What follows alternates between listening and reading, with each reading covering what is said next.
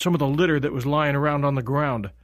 And she knew, her father had said, if you ever get lost out here, you need to follow the rivers downstream, from smaller river to bigger river. So she gathered her wits about her. The crying was over. It was time to survive. And she started making her way along a small stream that she found.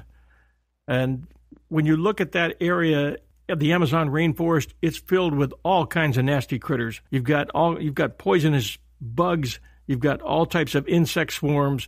You've got in the lagoon and water areas, you've got crocodiles. Just a nasty, nasty situation. Leeches when you're trying to cross streams and rivers. So she started hiking through the jungle. She spent a total of 17 days alone out there with no food, really little hope of survival, until finally she had gone down a larger river. She spent the last 2 days wading the river, picking up all kinds of leeches, and always afraid of bigger animals and killer fish that exist in that river, until she finally reached a dock and she saw a boat there with a gas motor. And she didn't want to take the boat out because she was, believe it or not, here she is surviving all this. She was afraid someone might think she was stealing it. But she had her insect wounds. They had bitten her and then left eggs inside, especially the flies. And she poured gasoline on her on the gash on her arm, which they had gone after first. And out, she counted 32 maggots crawling out of that gash. Ugh. She's trying to treat herself medically. She's exhausted. She hasn't had any food. Most people would just break down. And there were lumbermen out there in the middle of that rainforest, and they came upon her, and they rescued her. They took her in the boat to the nearest town. She was bused to an airport. They contacted her father, who had not been on the plane. He had survived, and let him know she was alive. And then she was able to reunite with her father, who was obviously overjoyed. They'd been told that the plane was lost and everyone was presumed dead. And then she had the courage within days to lead a search party back to that scene. There was a documentary made, and there was a movie made. The movie was kind of B actors, not a very good movie. And if ever there was a good survival story that deserves a good movie, the story of Julianne Kepke is definitely a survival story. Just the way she kept her wits about her. She had a lot of courage, and she kept going. I think where a lot of people never would have made it. What year was this approximately? 1971. 1971. Okay, wow. So the Amazon is always rustic, but there would have been a lot less civilization and inroads and ways to track people, even more so back then than today. Oh, yeah, she had no cell phone, no compass, nothing. That flight, by the way, was a Lanza Flight 508. And I did a little follow-up on that and found, I searched, there have been a lot of accidents with Lancers, number one. And number two, there have been a lot of sole survivors from plane accidents, hundreds. And that's a story that we'll do someday at 1001 Heroes, just as a follow-up on that.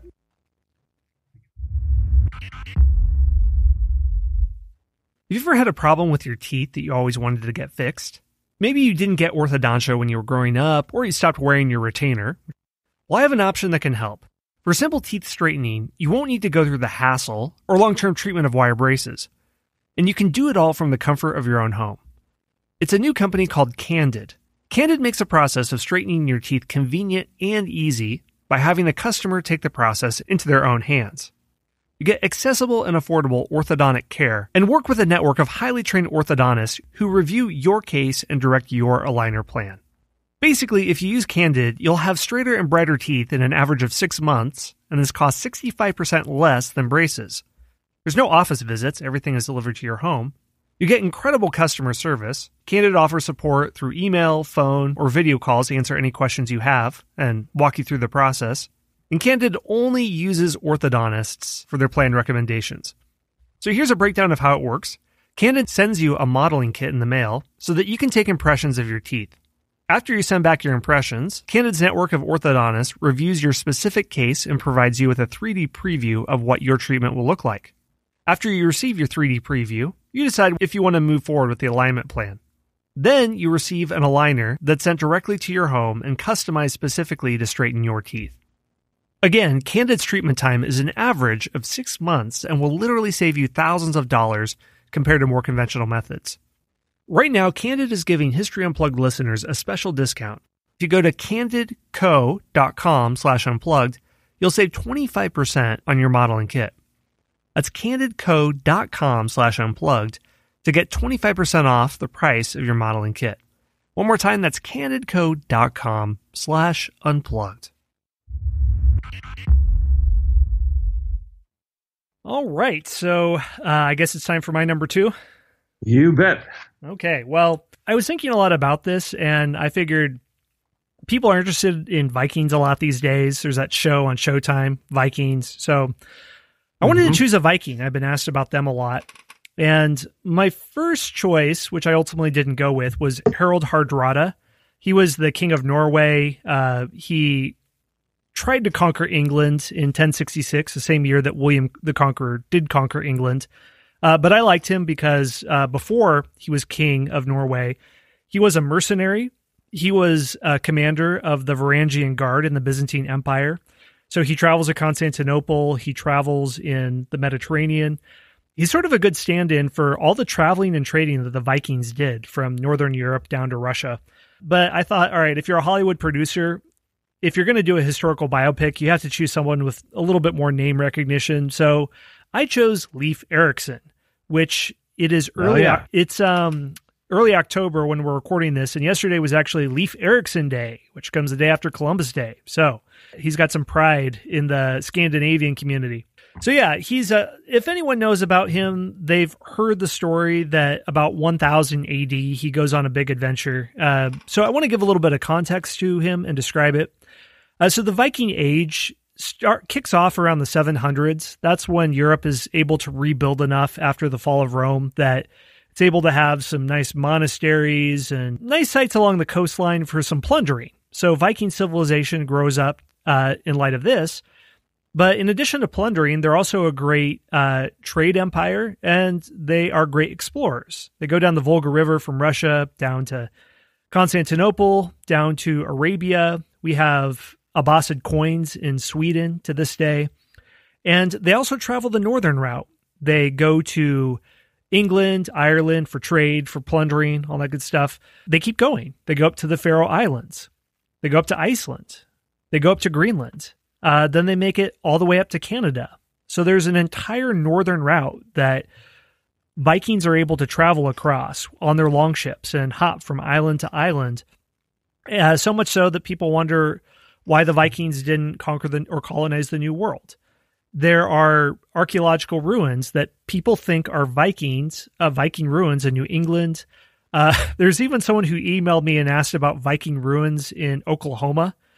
And I said, I don't think that's the case because I don't know what anyone would be doing in Oklahoma at that time. And I saw an article about it, and it looks like there was some farmer in the 1800s who had a good sense of humor. So he carved some runic scripts and some stones. And I kind of like that sense of humor. I might do that someday. But okay, so that's the context of the Vikings. But what Leif Eriksson does is around 1000, he sails to Norway. King Olaf I, according to chronicler accounts that are written hundreds of years after the fact, he's converted to Christianity, and according to one school of thought, Eriksson sailed off course on his way back to Greenland, where he was from, at a Viking settlement, and he landed on the North American continent, where he explored a region called Vinland, because there were lots of vines there. He may have sought out Vinland based on stories of an earlier voyage by an Icelandic trader. And we have medieval accounts of someone named Brendan the Navigator, an Irishman who has thought to have traveled to Iceland. And some people think the New World, but we don't know.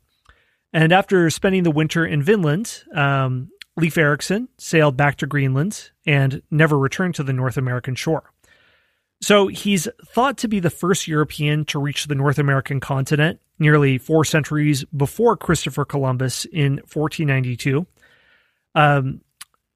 So there's different accounts of what his voyage looked like, and the exact location of his landing is also in doubt. Possibly Labrador, possibly Newfoundland. There's a variety of spots along the northern Atlantic coast that people think. But in the early 1960s, there were excavations on the northernmost tip of Newfoundland that turned up evidence of what's generally believed to be the base camp of an 11th century Viking exploration that very well could have been his landing site. Wow.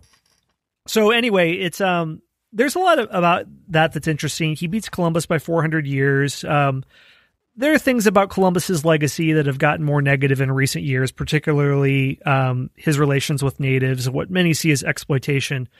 But what's interesting about Columbus versus Leif Eriksson is that there was Leif Eriksson Day that was inaugurated in 1925 in honor of the 100th anniversary of the arrival of the first group of Norwegian immigrants to the United States. And Calvin Coolidge announced to a Minnesota crowd that Leif Eriksson had been the first European to discover America. So in 1964, Congress approved a public resolution that authorized Leif Eriksson Day. But in the early 1900s, it was not so much about the explorers. It was more about beef between Norwegian communities and Italian communities, because Christopher Columbus was held up by the Italian community as the first American, and Leif Eriksson was the response by Norwegian community. So that's part of where the beef came in. But immigrant community pride aside, I think Leif Eriksson has a pretty interesting story about explorers. Yeah, I agree with you. And Columbus never made it past Central America. Is that correct? Right. He landed on Hispaniola, where Haiti and the Dominican Republic are located, but he never made it to mainland America. And Leif Eriksson, he was in Canada, but that's part of the North American continent proper. So we have to give him that. Yeah, and they did find at least a coin, didn't they, somewhere along that northeastern coast that they believed was probably left by Eriksson? I don't know about that particular case, about the evidence, if they could link it back to him. That very well could be the case. I'm not sure one way or another, but they have found Viking remains, tools that are commonly used by Vikings, materials with runic scripts on them. So sure, the dates do match up with what we have from chronicler accounts and the dates of settlements there, that Leif Eriksson could have been the guy to do it. Yeah, so that's good biography. Interesting. Yeah, so that's my Viking poster boy right there. So, yeah, if we're going to go after someone, I think he's maybe the most likely person we can have to make a film out of him. But who's next up on your docket, John? Well, this is a young lady who was the daughter of a Russian Tsar, and the Russian Tsar's name was Nicholas II. And millions of people, especially young people, I guess they're getting a little older now, saw Anastasia, the Disney production. And I just wanted to take a minute to say that she deserves a good movie made about her. And if there's one out there, somebody let me know. But the Disney movie has kind of overshadowed everything else. I did look to see if there was a good story about Anastasia, movie-wise. Couldn't find one. There were a lot of misconceptions in the movie.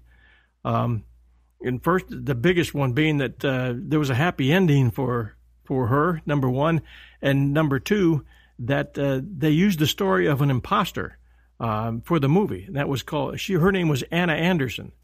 And in the days after Anastasia, the murder of her and her family, there were a lot of rumors out there that possibly she had survived, which today they've proved absolutely that she did not. She was murdered in 1918 by orders of the Socialist Party. The people who acted out those orders were called the Bolsheviks, and they had gathered the family in the building, in the house where they were basically being kept under guard, told them they were going to be taking a train and to be ready to go. They gathered them all in the basement of that home. They sent in the agents with guns, and they just kept shooting until not a thing was moving. And that's what, in actuality, did happen to Anastasia. another misconception